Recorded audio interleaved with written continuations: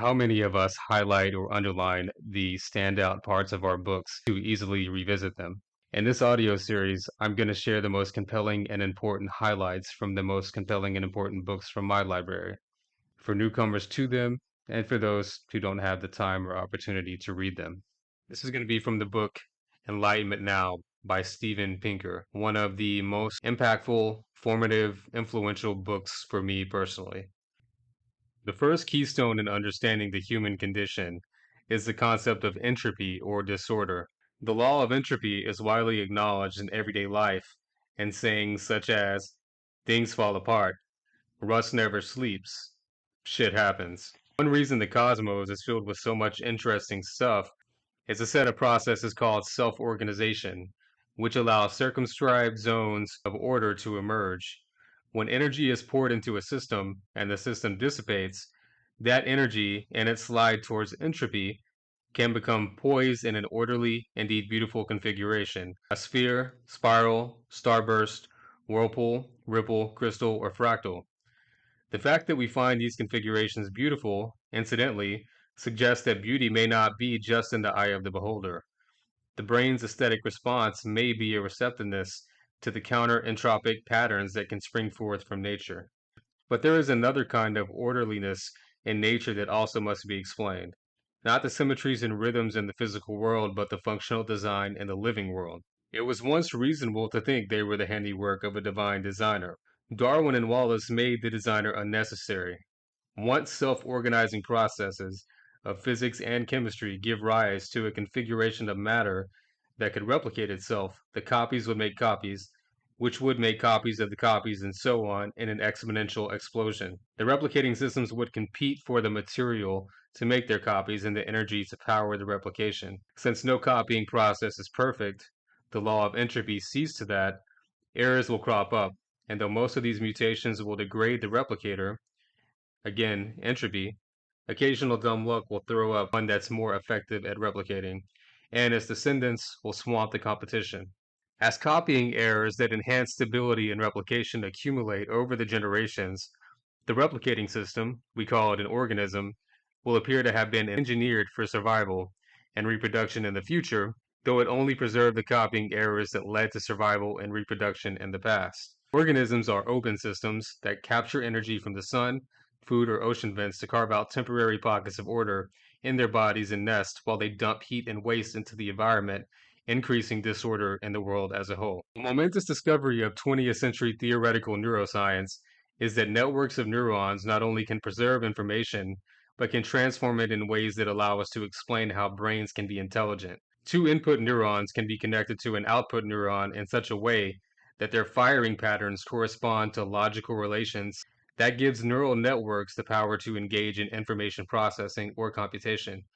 Given a large enough network built out of these logical and statistical circuits, and with billions of neurons, the brain has room for plenty. A brain can compute complex functions, the prerequisite for intelligence. It can transform the information about the world that it receives from the sense organs in a way that mirrors the laws governing the world, which in turn allow it to make useful inferences and predictions. Internal representations that reliably correlate with states of the world that participate in inferences that tend to derive true implications from true premises may be called knowledge.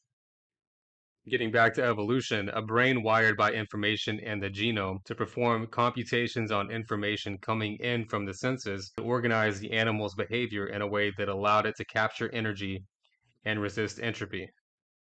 Enlightenment thinkers had an inkling that thought could consist of patterns in matter. They likened ideas to impressions in wax, vibrations in a string, or waves from a boat.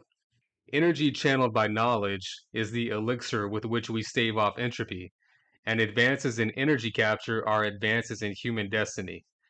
The invention of farming around 10,000 years ago multiplied the availability of calories from cultivated plants and domesticated animals, freed a portion of the population from the demands of hunting and gathering, and eventually gave them the luxury of writing, thinking, and accumulating their ideas. The axial age was when agricultural and economic advances provided a burst of energy, upwards of 20,000 calories per person per day, in food, fodder, fuel, and raw materials. This surge allowed the civilizations to afford larger cities, a scholarly and priestly class, and a reorientation of their priorities from short-term survival to long-term harmony. When the Industrial Revolution released a gusher of usable energy from coal, oil, and falling water, it launched a great escape from poverty, disease, hunger, illiteracy, and premature death. Intro, Evo, Info. These concepts define the narrative of human progress, the tragedy we were born into, and our means for eking out a better existence. The first piece of wisdom they offer is that misfortune may be no one's fault. A major breakthrough of the scientific revolution, perhaps his biggest breakthrough, was to refute the intuition that the universe is saturated with purpose. In this primitive but ubiquitous understanding, everything happens for a reason. So when bad things happen, accidents, disease, famine, poverty, some agent must have wanted them to happen. If a person can be fingered for their misfortune, he can be punished. Galileo, Newton, and Laplace replaced this cosmic morality play with a clockwork universe in which events are caused by conditions in the present, not goals in the future. People have goals, of course, but projecting goals onto the workings of nature is an illusion. Things can happen without anyone taking into account their effects on human happiness. The insight of the scientific revolution and the Enlightenment was deepened by the discovery of entropy. Not only does the universe not care about our desires, but in the natural course of events, it will appear to thwart them, because there are so many more ways for things to go wrong than for them to go right. Houses burn down, ships sink. Awareness of the indifference of the universe was deepened still further by an understanding of evolution. Predators, parasites, and pathogens are constantly trying to eat us, and pests and spoilage organisms try to eat our stuff. Poverty, too, needs no explanation. In a world governed by entropy and evolution, it is the default state of humankind. Matter does not arrange itself into shelter or clothing, and living things do everything they can to avoid becoming our food. Genetic individuality gives us our different tastes and needs, and it also sets the stage for strife. Another implication of the law of entropy is that a complex system like an organism can easily be disabled because its functioning depends on so many improbable conditions being satisfied at once. Evolution left us with another burden. Our cognitive, emotional, and moral faculties are adapted to individual survival and reproduction in an archaic environment, not to universal thriving in a modern one. Evolution, with its speed limit measured in generations, could not possibly have adopted our brains to modern technology and institutions. Humans today rely on cognitive faculties that worked well enough in traditional societies, but which we now see are infested with bugs. People are by nature illiterate and enumerate, quantifying the world by one, too many, and by rough guesstimates. They understand physical things as having hidden essences that obey the laws of sympathetic magic or voodoo, rather than physics and biology. Objects can reach across time and space to affect things that resemble them or that had been in contact with them in the past. They think that words and thoughts can impinge on the physical world in prayers and curses. They underestimate the prevalence of coincidence. They generalize from paltry samples, namely their own experiences, and they reason by stereotypes, projecting the typical traits of a group onto any individual that belongs to it. They infer causation from correlation.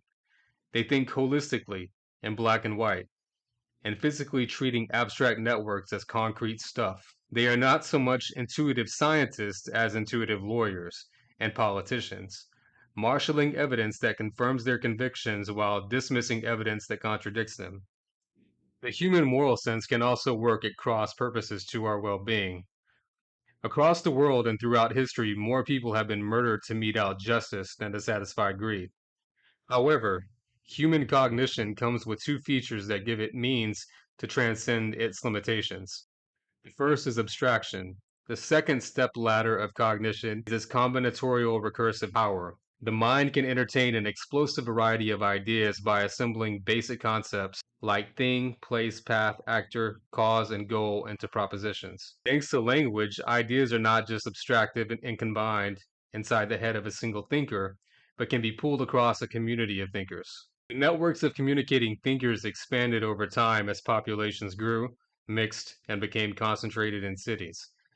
and the availability of energy beyond the minimum needed for survival gave more of them the luxury to think and talk. When large and connected communities take shape, they can come up with ways of organizing their affairs that work to their members' mutual advantage.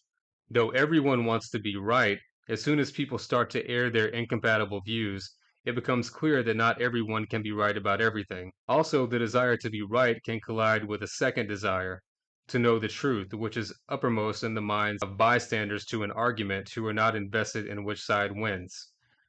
Communities can thereby come up with rules that allow true beliefs to emerge from the rough and tumble of argument, such as that you have to provide reasons for your beliefs. You're allowed to point out flaws in the beliefs of others, and you're not allowed to forcibly shut people up who disagree with you. And in the rule that you should allow the world to show you whether your beliefs are true or false, we can call the rule science. The right rules, a community of less than fully rational thinkers can cultivate rational thoughts. When a wide enough circle of people confer on how best to treat each other, the conversation is bound to go in certain directions. If my starting offer is, I get to rob, beat, enslave, and kill you and your kind, but you don't get to rob, beat, enslave, or kill me or my kind, I can expect you to agree to the deal or third parties to ratify it because there's no good reason that I should get privileges just because I'm me and you're not. Nor are we likely to agree to the deal. I get to rob, beat, enslave, and kill you and your kind, and you get to rob, beat, enslave, and kill me and my kind, because the advantages either of us might get in harming the other are massively outweighed by the disadvantages we would suffer in being harmed. Yet another implication of the law of entropy: harms are easier to inflict and have larger effects than benefits. We'd be wiser to negotiate a social contract that puts us in a positive sum game. Neither gets to harm the other, and both are encouraged to help the other.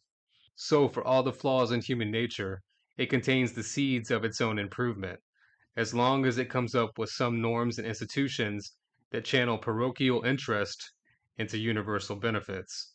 Among these norms are free speech, nonviolence, cooperation, cosmopolitanism, human rights, and an acknowledgement of human fallibility. And among the institutions are science, education, media, democratic government, international organizations, and markets. Not coincidentally, these were the major brainchildren of the Enlightenment. Thanks so much for listening. If you enjoyed, don't forget to like and subscribe. Thank you.